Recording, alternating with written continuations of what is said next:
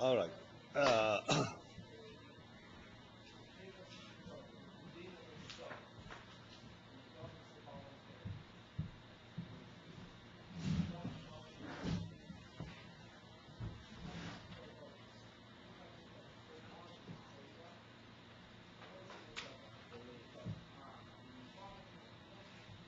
all right. So we will start. Remember when we stopped? Volay. Yeah.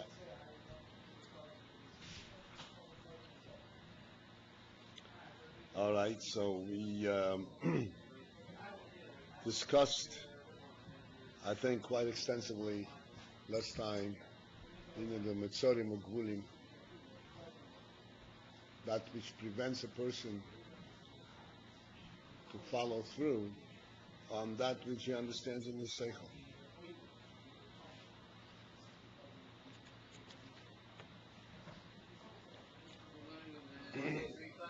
What?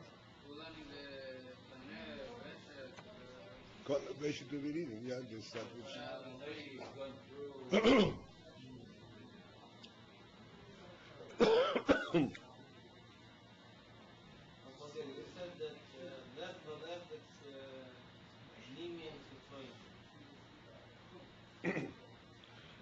Level, level, is an expression which wants to impress you with the idea of with the full heart. Now it's with his whole being. Level.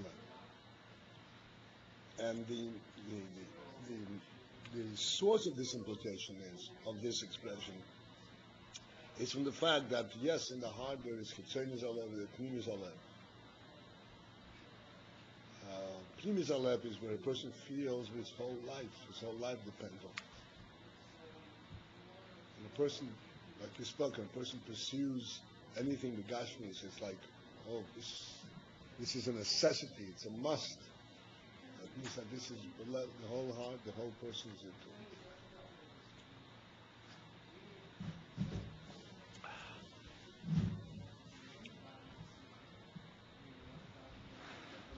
Rishikas Adomim B'Havle Do'ela. What's the matter? Huh?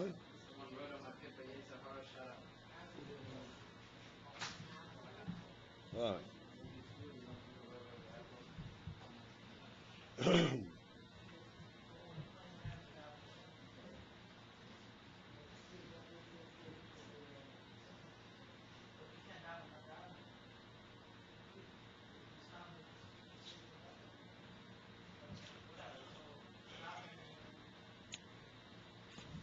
Right. I want to. We're going into Anoichi, and we were saying that the seichel, that which goes causing the seichel, that can be stopped, that not necessarily reach the heart. But Anoichi, this is a madrega that takes you above that, and that does reach the heart.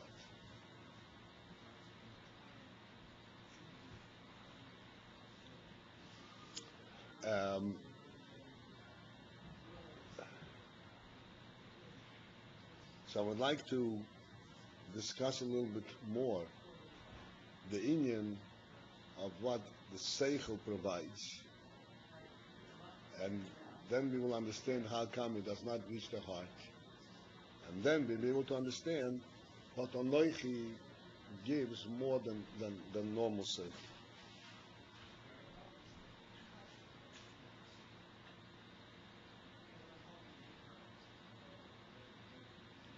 Are you communicating with the Yetzer Hara? Yeah?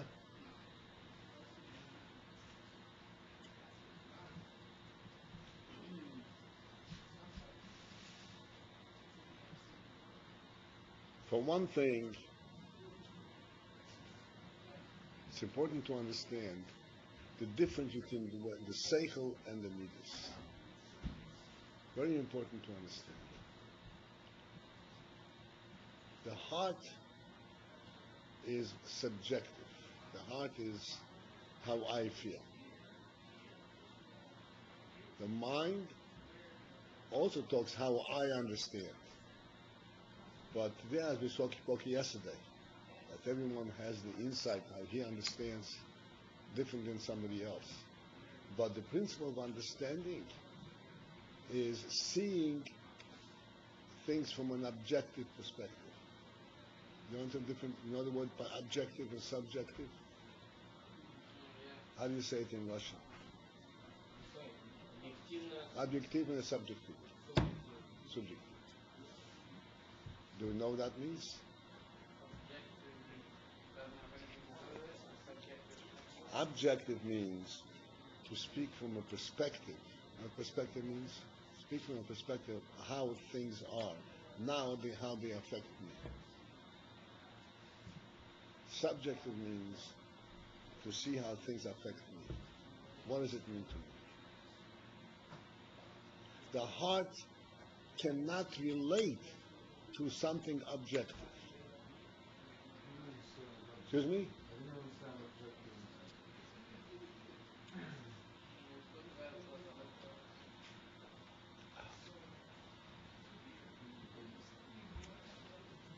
Good.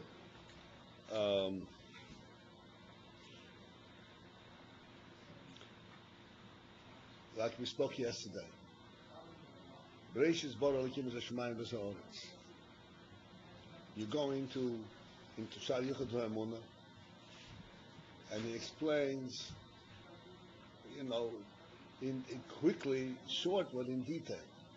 What does it mean that Hashem created the world? Yesh me'ayin.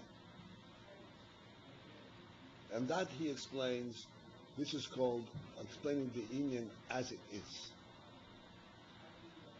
And we spoke yesterday that once you learn the Inyan as it is in truth, then you have to reflect,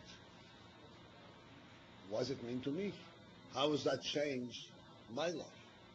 What difference does it make to me if God created the world, or the world is just there? Or I don't care where it came from. What do I care where it came from? How does it affect me? How does it change my world? Does it change my way of life? If I live, see, there are broad implications here. If I live in a world that has no source, no purpose, no reason, no creator, then I'm totally on my own in this world. I choose what I do and what I don't do. It's a hefker. You know what hefker is? Hefker?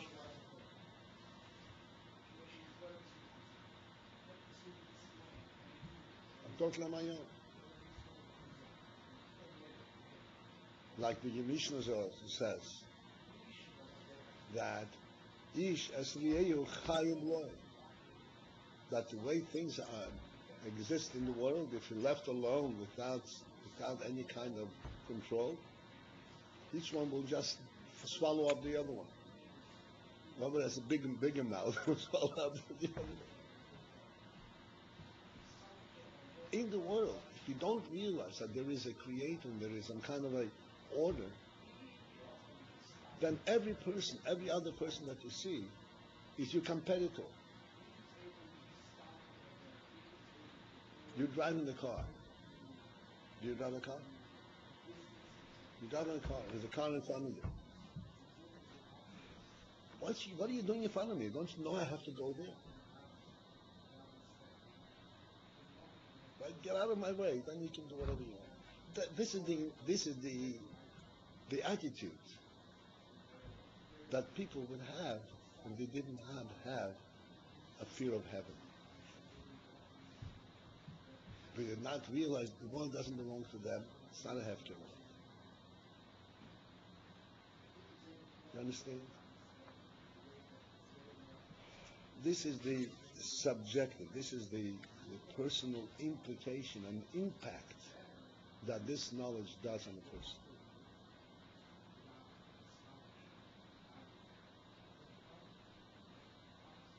You could see in the street.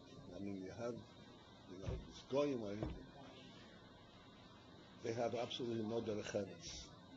No derech eretz, no respect for anything. Because they don't care. They live in their own world. But we choose not to live in our own world.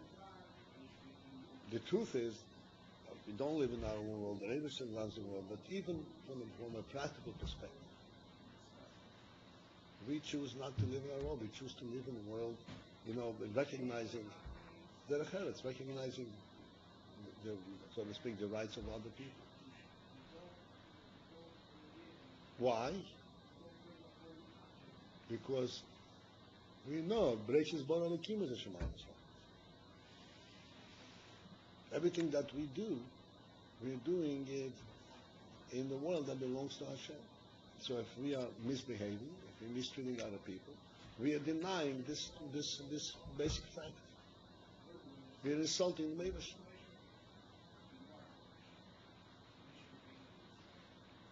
This is how far, and this is only the beginning of what one can reflect and have this one simple statement effect in his life.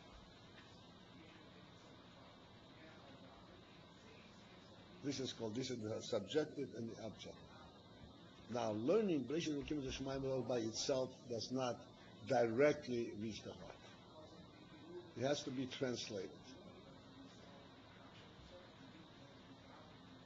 The mind enjoys this kind of learning. Something that has nothing to do with me, just to understand the Eden as it is. The logic.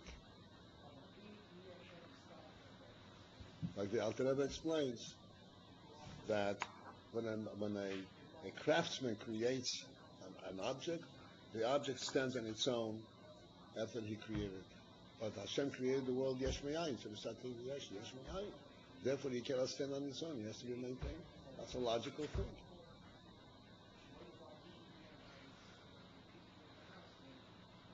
But then you have to learn some kind of something implication.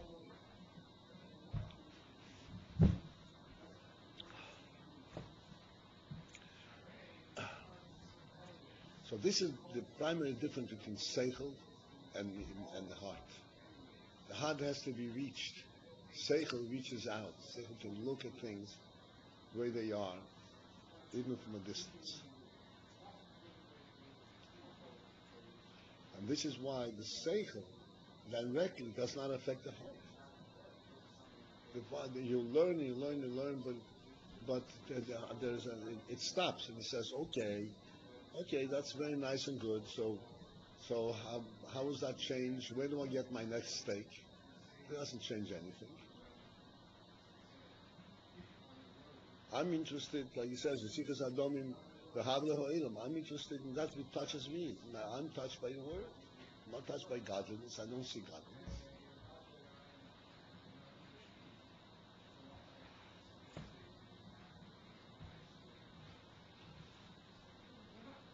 Okay?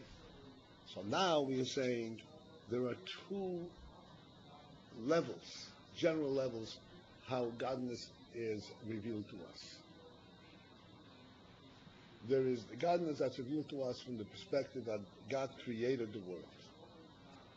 So essentially, we know the world, and God created the world. So we know the world, we know God through the world. But primarily, what do we know first? We know the world. The fact that God created the world doesn't make such a big impact on the heart. I still have to relate to the world. Then there is something else that's called Anoichi.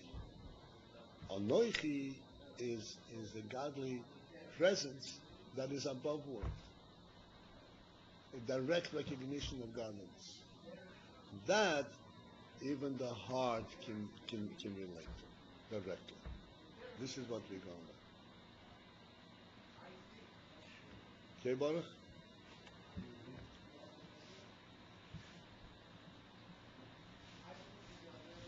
Congratulations for asking a question. Do you understand now? Huh? Huh? I'm sorry?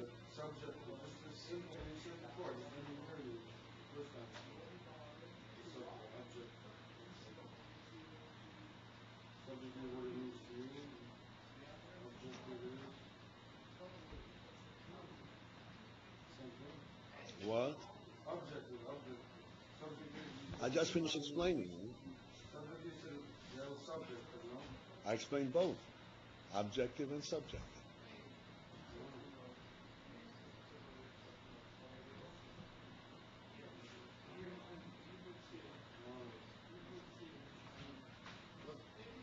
He explained that the brain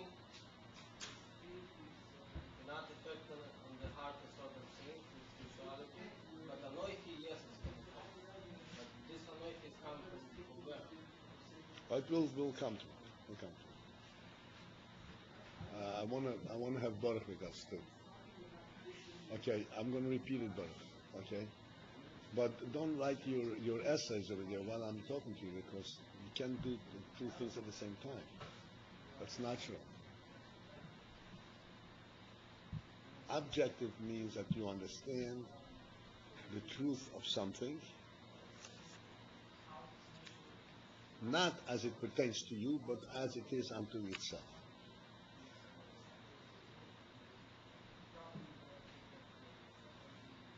Like I said, God created the world. It's nothing to do with you personally. In order for it to affect you, you have to go down, translate, and see what that means to you. That's called find the subjective value in this objective principle. You understand? The objective principle that the mind understands does not reach the heart directly.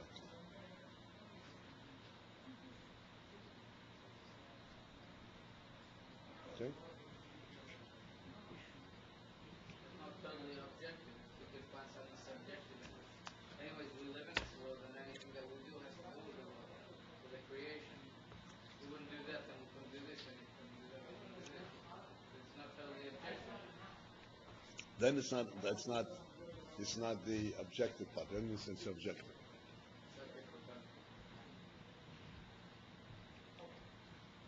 All right. Avo b'chinas onochi. You have that? You want to have a copy of our sefer? I think I have. Let me see what I have here.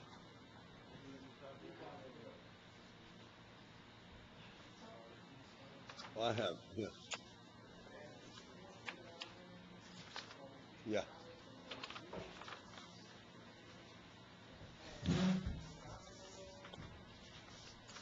We're right here. Avo b'chinas onochi.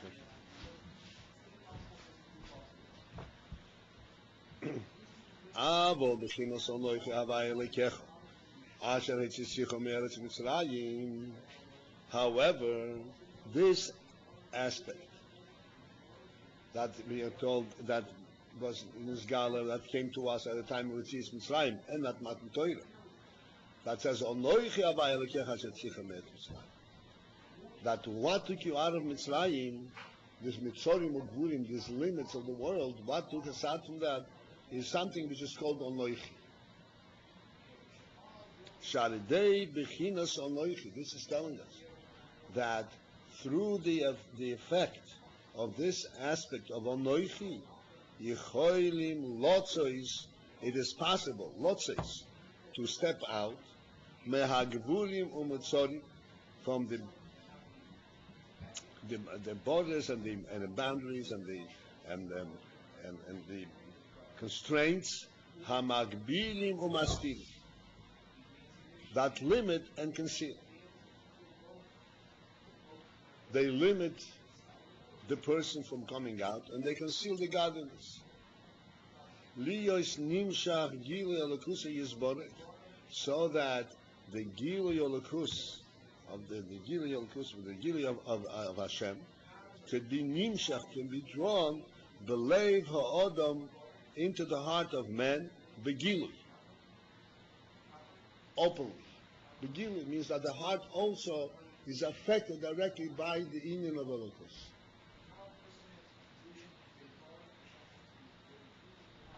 this is because of the element of Anoichi.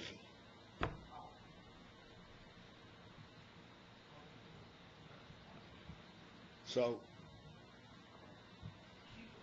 this is what it says here, and I want to stop for a moment and try to reflect on it, and I hope I have you all with me. Otherwise, it's going to be a loss.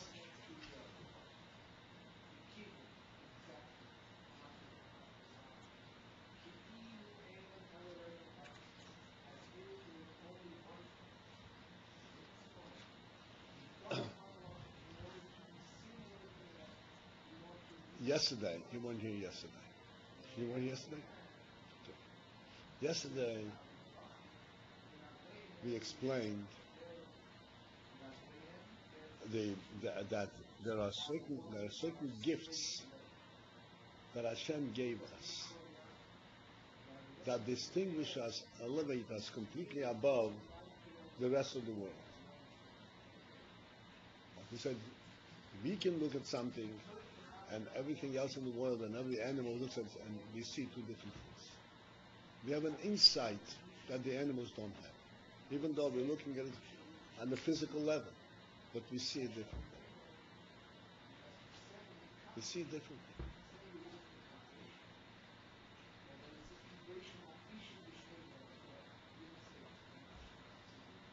I explained, and many times I think you mentioned it yesterday, how it is that a horse, a half hour it's dropped, it starts jumping around. And a human child, it takes some year to learn how to walk. How come? Is the horse so much advanced to the human child? But it takes a human being to learn in a year, it takes him a half hour. The answer is, that which a child learns in half an hour, the horse will not learn in a whole lifetime. They're two different, completely different creatures, different things. And indeed, it takes a human child a year to learn how to walk. Why? Because by the time he walks, his brain, he understands what walking is. It's not something he's not walking instinctively like a horse. A horse doesn't know what it means, what it's doing. A horse knows what it means to walk the same way as a chair knows what it means to stand. Knows nothing. A child, by the time he walks, he has processed it all intellectually. He knows what it means to walk. And he knows what it means that the head has to hold you up and hold you up until you can stand on 2 feet, which is a miracle in itself. The way a human being walks is not like an animal. He walks on 2. Walking on 2 is not balance. It's not natural. Walk on 4, so you have balance, you support. How does a human being walk on 2? Because it's not his feet that are supporting him, it's his head that's holding him up. The feet are just touching the ground. That's why a human being can do such exquisite maneuvers with his feet, with jumping and dancing, that only contain his brain. He's in the air, not being held up by his feet. Human being is a different element, different creature than anything else in the world. He's a spiritual presence. And he sees the world as such. Unfortunately, as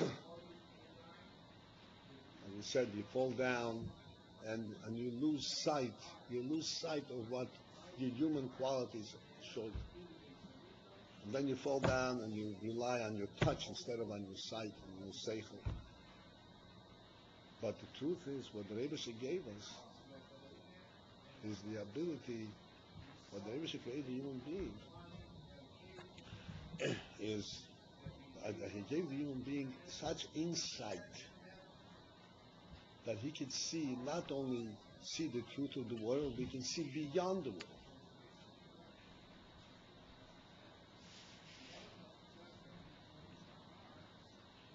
He sees the world, he sees the whole structure of the world. But that's not all. He sees that there is more to it. That there is a creator, there is something real about it. It's not just its function. What function is? The sun rises, makes light, makes dark, makes cold, it's not just that. It's a whole different world. When the sun rises, it's day, it's a different world. When the sun sets, it's night, it's a different world.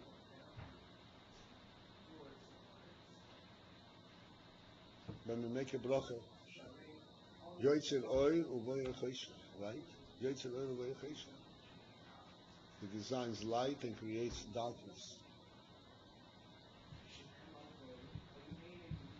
That means that we realize that light and darkness are creations in themselves.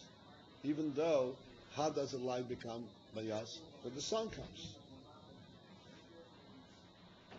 And the sun sets, it becomes dark. So it's automatic. No. It's a creation. This is what human beings are able to understand. It's a godly creation. And it represents godliness.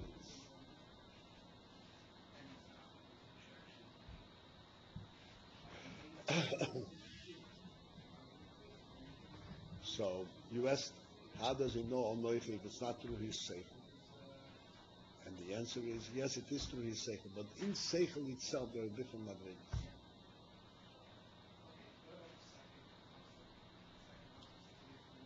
There is that seichel which is called bina, that which we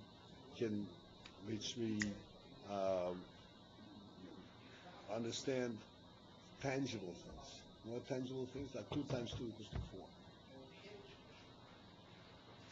Then we have a seichel that recognizes the intangible. Like the Alter Rebbe says, the world was created yesh me'ayin. What's ayin? What's ayin? And yet, we in our seichel can recognize, yes, indeed, it is yesh me'ayin. The world is yesh me'ayin. Not which we can conceptualize in our mind things that we cannot point to, we cannot touch, we cannot measure, we cannot even fully identify. And we see that, yes, the world is yesh, but the real thing behind the world is the ayin. That's the real truth.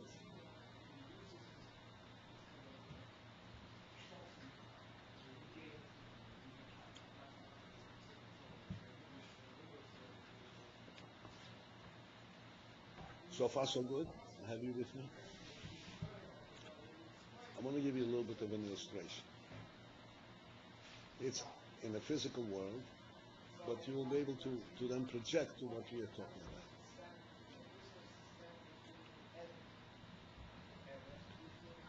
When you are on the ground and you have to travel from one place to another, like you have to go from here to 770.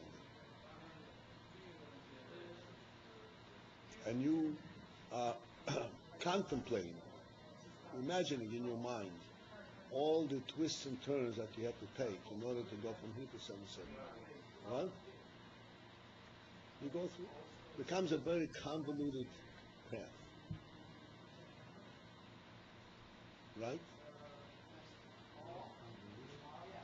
Confusing, very involved. Very involved in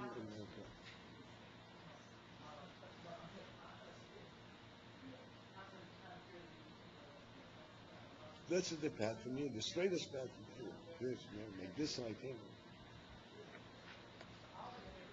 Then, let's say you rise up on a helicopter, and you station the helicopter smack between the 2 areas, and you see this yeshiva and you 777. You say, what's so complicated? It's from here to here. It's right there.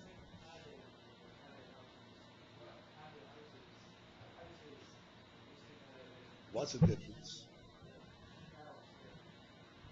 The difference is It's obvious that when you are up there, you're looking at it not at the level where it is constrained within its limits, but you look at it on a true perspective. You want true perspective? This is because it exists. This exists here. This exists here. When you go down to the ground, it's not a truth perspective. It is you have to, it is the pathways how you get there. You understand? It's not just the truth perspective.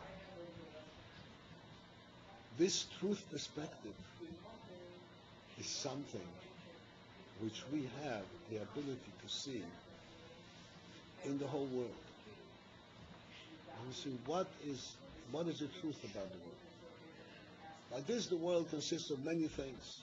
Like I said, there is summer and winter, and it's cold and hot, and day and night and all that. And then you have to work, and you have to all kinds of different things. What is the truth about it? What is this all about? This is a different thing. This is a perception of the godly intent and the godly presence in the world. This is the Chachma. This element was completely concealed from the world until Yetzias Mitzrayim. Until Yetzias Mitzrayim, everything in the world was all within nature, limited to nature. The Rebbe came in Mitzrayim and he broke through nature, completely eliminated the constraints of nature. When he took us out of Mitzrayim, the whole world, this was like an impossible thing to happen. Then we went through the sea, the Yam Suf was split. Then Ahar Sinai, the Rebbe came down and he spoke to us and gave us a thing. These are all elements that have no recognition of the constraints of the world. And it comes directly from, I said, from the truth itself, from Hashem himself. This truth element that we were blessed to be able to recognize, this we can recognize with our mind and with our heart.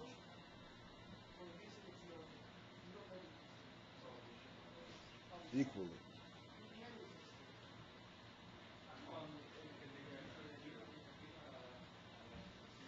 I'll give you an illustration of this. So far, so good. I have you with me. Give you an illustration of this.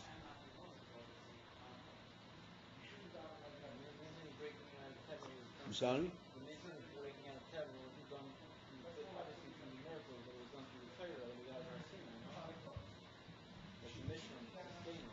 The Torah itself represents that which is higher than anointing. I want to give you an illustration of this. How we have in our heart the capacity to see something that is, like I said, does not have limits of the natural world. The truth perspective. Let me give you an example. It's not a simple example, but if you listen carefully, you understand it. We spoke also yesterday about life. In a person, there are faculties. There's seichel and midas. There are his hands and his feet. There is his talent. Everybody has different talents, different abilities, what to do. And generally speaking, you say, oh, he's very talented. That makes him important, make him capable to do things in the world. Somebody less talented cannot do as much, cannot have that much of an effect in the world, right? And that way there's a difference between one person and another. Then there is one level, which is life itself. And that life itself level, we say there's no difference. The life of one person is just equally important as the life of another person.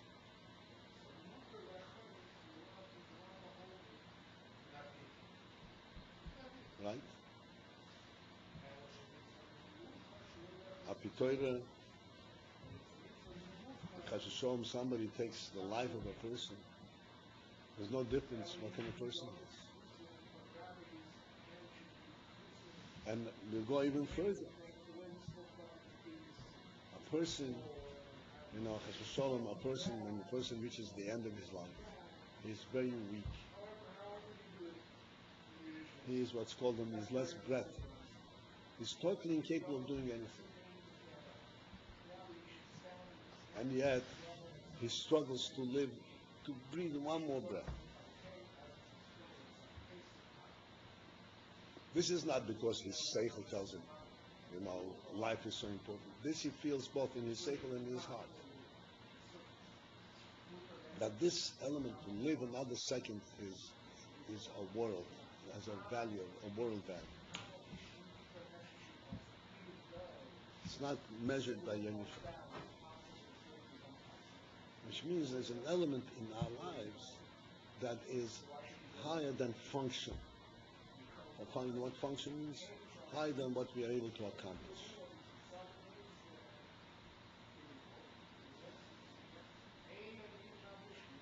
This is within our capacity to recognize. Hashem, at Matan Torah, at Yitzias Mitzrayim, has elevated us and revealed to us this element. Or this Anoichi, that which is higher than the world. And that can be recognized by the heart the same way as to the mind. And therefore we recognize that what makes a person live in this world, it's not a physical thing, it is a godly presence, it's a neshama. And therefore the heart also can recognize godliness just like the mind can recognize. Okay, so let's look inside.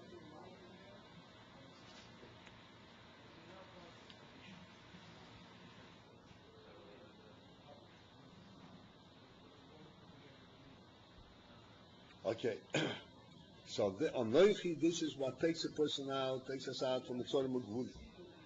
He is Nimshech Alakusa Yisbara Belev Ha'odem Begil, so that in a person's heart he can actually sense the union of Alakus.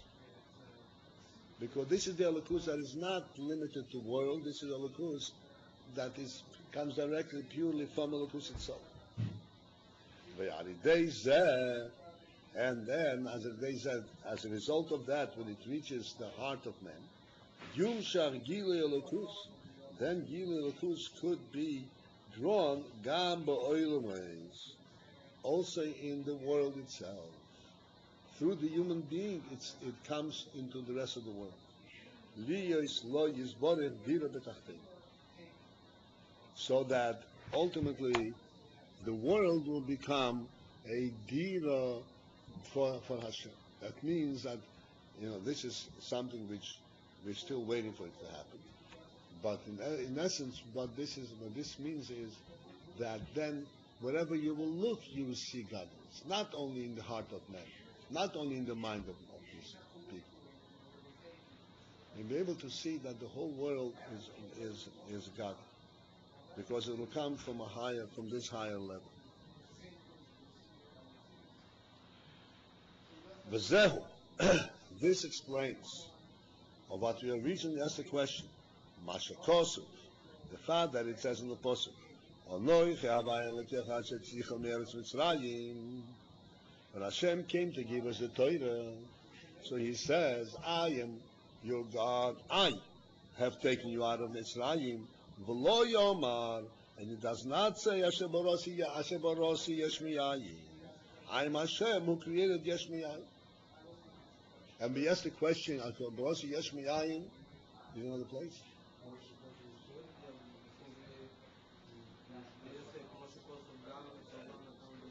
Oh, wait a second, I skipped something? Oh, okay, I'm sorry, you're right, yeah, right. Please, mother, Kamesha Kosu, okay, I skipped. Kamesha Kosu, and as it says, Gamas Ha'olam Nosam Belibom. This explains what we said just now, that through the Elokus reaching the heart of man, it will ultimately affect the whole world. Because it says a posuk, the world Hashem put into the heart of man. The whole world Hashem put into the heart of man. Which means this, Shalefi erech sheha'odam mevareh benafshe. Lefi erech, according to the amount that a person clarifies, as mevareh is purifying himself. Lefi erech zeh, according to that amount, to that degree, meir chelkoi ba'olam. He illuminates, he shines out, chelkoi ba'olam, his portion in the world. She is dache chelkoi ba'olam, so that his portion in the world will become pure. V'yumshach gili alakus ba'olam, and thus alakus will be the gili alakus, the revelation of godliness will come into the world.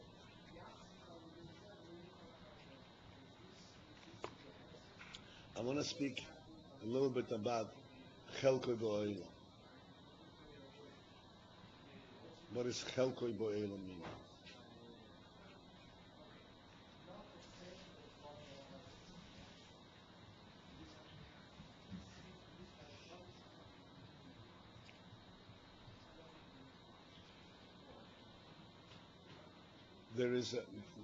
There's a person as he is unto himself. How he thinks, how he feels, what he eats, what he drinks. This is all internal to his own experience.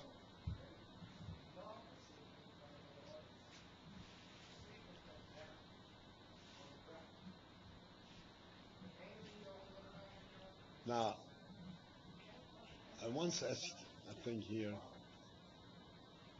I asked a question.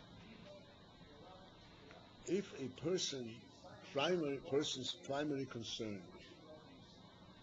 is about his needs, his sustenance, where is my next lunch coming from? So let us say, if we were to put together enough lunch and supper and breakfast for a person for a lifetime, and find a way to keep it all fresh and always available to him, so he doesn't have a worry in the world about what he's going to eat next. And we will create the most comfortable capsule. You know what a capsule is? A capsule, a little box. Capsule? A capsule,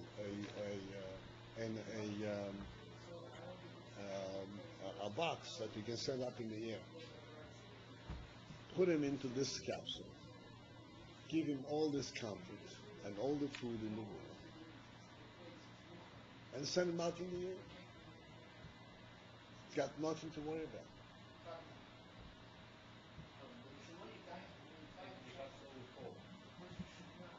Send it out outside of the gravitational pull of the earth. You can send it out to Mars. It's flying out in free space.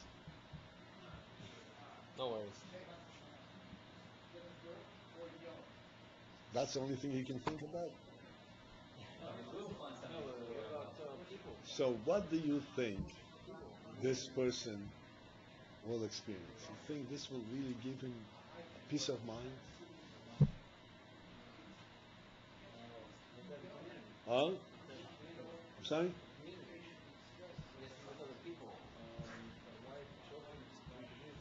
Put his wife and children also in the capsule. Friends also? Huh? Friends also? And friends also. Let's say if we overlooking, that's life. You miss the whole person. See, you didn't think deeply enough. You send a person out of this world into this secluded place, and you have killed him. It's worse than death.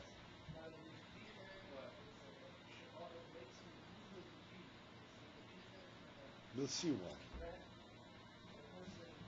But this is worse than death.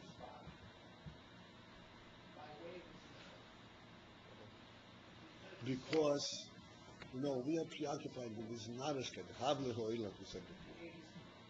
This is all narishkeit. This is not what a human being is. A human being, in deep down, he is what he can affect the world. His place in the world.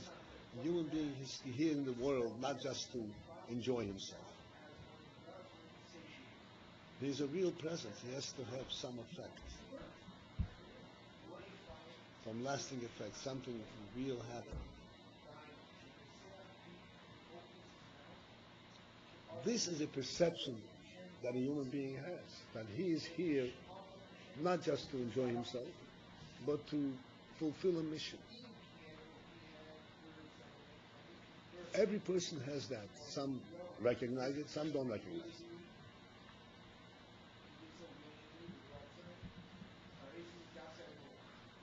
But that is what a human being is.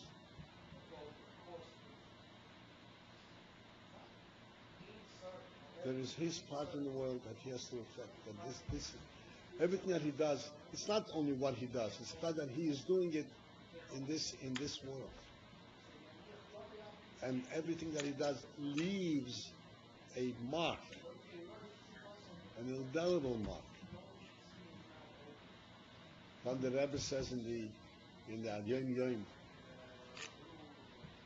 that when a person walks in the street and he is not thinking Torah, so the earth underneath him is screaming, Bulach, right? By what right are you walking, treading on me? And the person is walking on the earth. This thing that he's walking on the earth, not flying in the air, is important to him. He's walking on the earth. This is his earth that he has to affect, that he has to perfect, that he has to elevate and reveal, cultivate. As when Adam Rishon was created, right away, Hashem said to Adam Rishon, right in the 6 days of creation, right there, on Friday, what is the first thing Hashem said to him? Fill the earth and capture. Kipshua, subdue the earth. This is what human beings are supposed to do. Even simple. Human being is supposed to capture the world, humanize the world, transform the world from being a jungle to being a lived-in place. Cultivate it. And every human being feels fulfillment through affecting his place in the world. This is what gives him real sense of, I'm a full-fledged human being. If he is only taking care of his food and his needs, doesn't give him a human value in his life.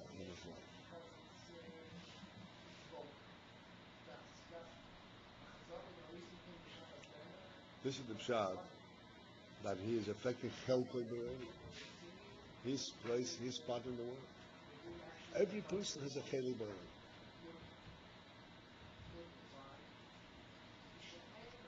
The place that he uses to live in, to walk in, and so forth.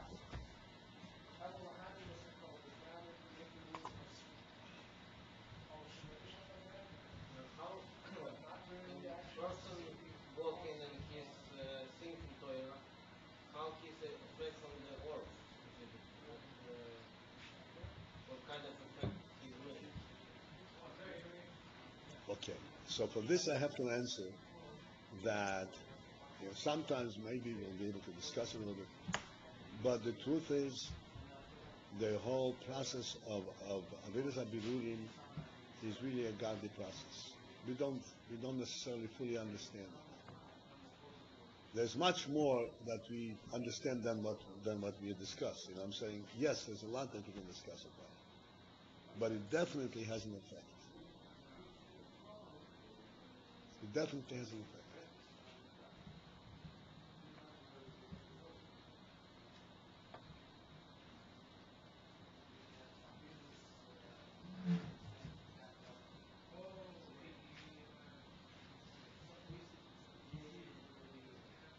This is the, this is the point of learning Chassidus, because without Chassidus we're totally oblivious to the reality of life. We end up thinking that we're actually living in a capsule. We're living in a capsule, we're not living in the whole world. Living in our own skin. But that's absolutely not the case.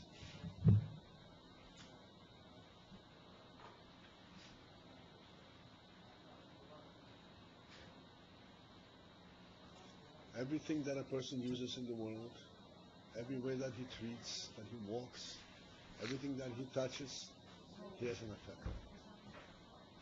Because ha'olam nosim b'libo, the world is in the heart of man, the man owns the world. Hashem created the world and gave it to man.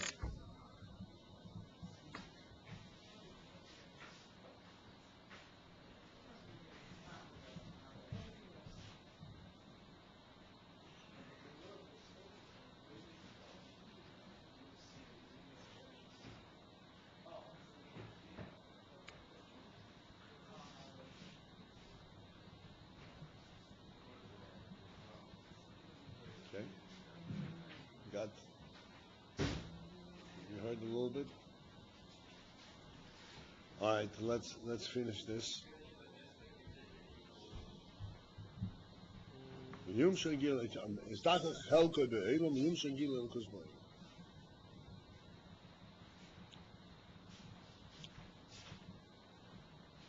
What's Pei Ayin in the Rosh Hashanah? I'm sorry, where? Lamed Lifnei Atzma? It's on the same line. Lamed Peyayim Lifnei Atzma. No, Lefiyeret, not Lefiyeret. So Lefiyeret she'odem vara b'nafshe, Lefiyeret zeh meir l'chelke b'ayim.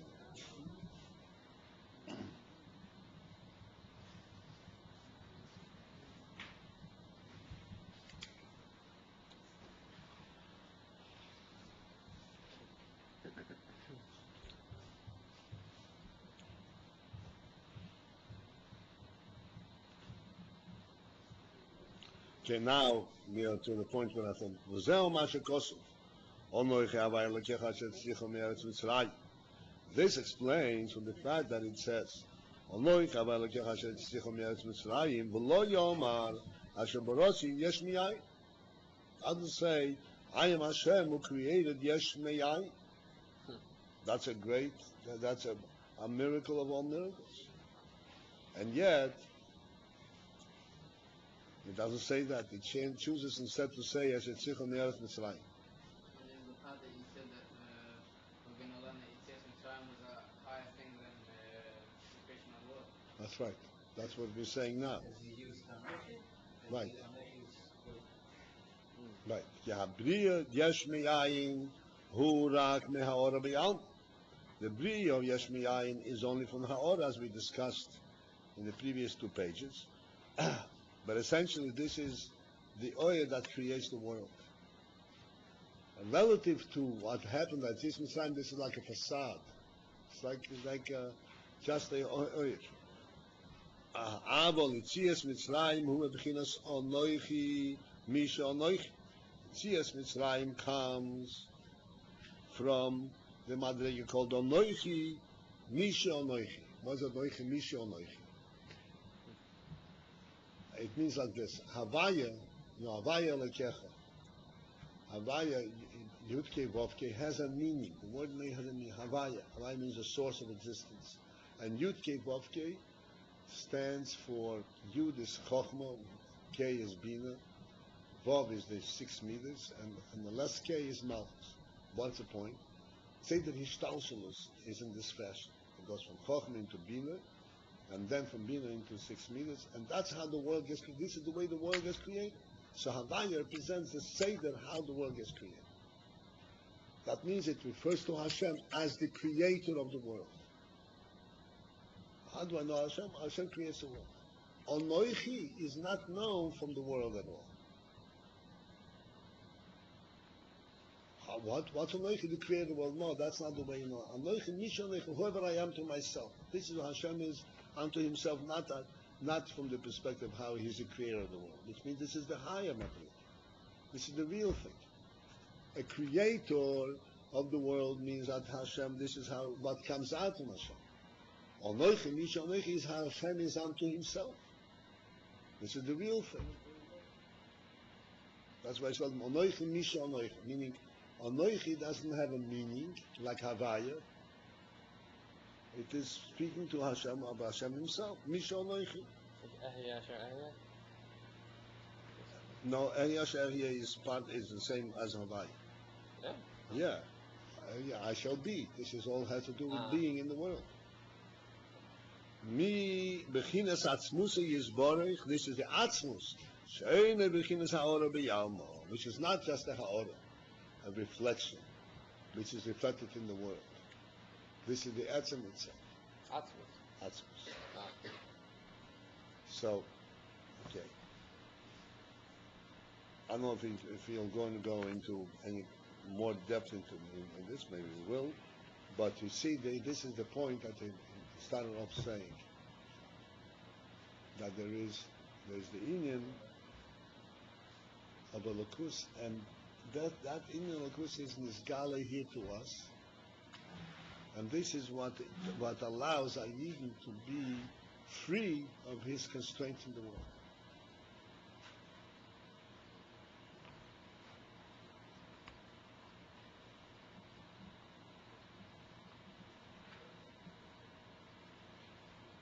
Okay, we'll pick it up again in Mitzvah Monday.